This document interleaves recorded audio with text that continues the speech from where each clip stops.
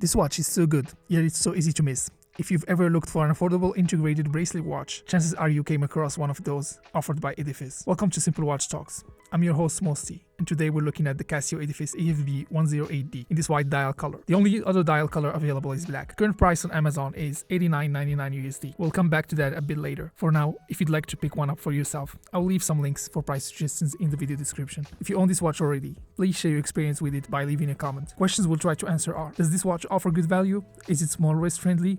And more importantly, is the bracelet any good? I would advise to watch till the end because I've got something that you might be interested to hear. I measured the Casio Edifice EFB-108D dimensions using my reliable calipers. I'll put the measurements on the screen. One thing to keep in mind is the 52.3mm lug-to-lug with the end link, as that plays a huge role in wearability. I'll show you some wrist shots later. The finishing on the stainless steel case is absolutely amazing for the price. I mean, can you ask more from a sub 90 USD watch? Edifice has once more overachieved in this area. There are all sorts of combinations of angles and finishing styles, and that makes the watch look a different way each time you look at it. We have a protrusion in the left side of the case to give some balance by compensating for the crown and the crown guards on the right side. The crown itself is not screwed on, but it is signed and well sized for a comfortable operation.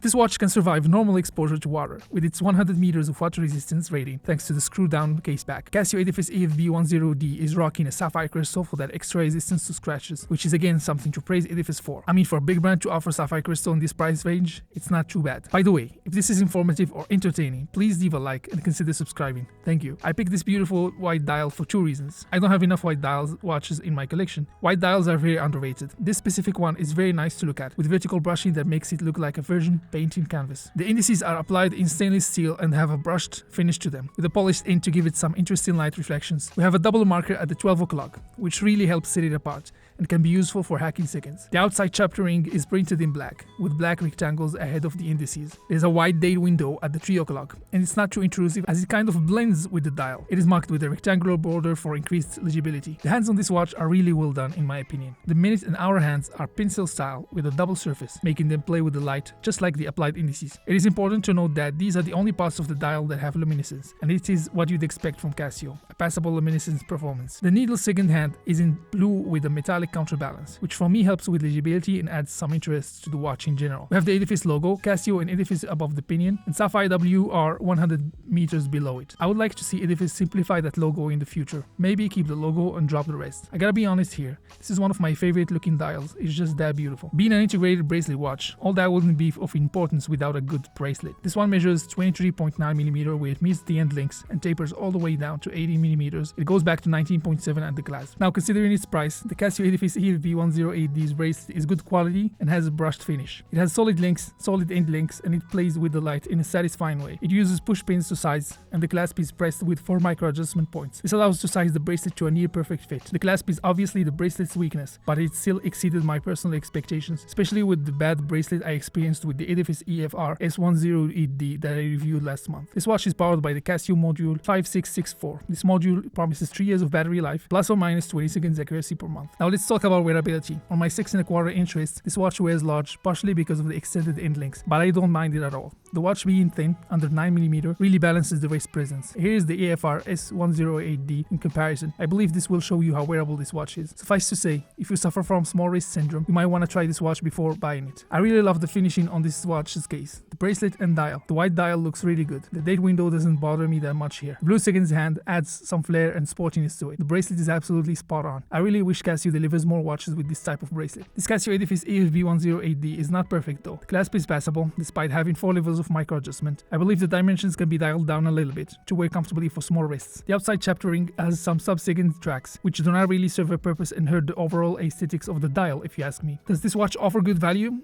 Absolutely yes. At the discounted price of $89.99 USD, you'll be getting a lot of watch for the price. Is it small wrist friendly? Wrists below 7 inches might struggle a bit. I don't see it as a problem for me though. Is the bracelet any good?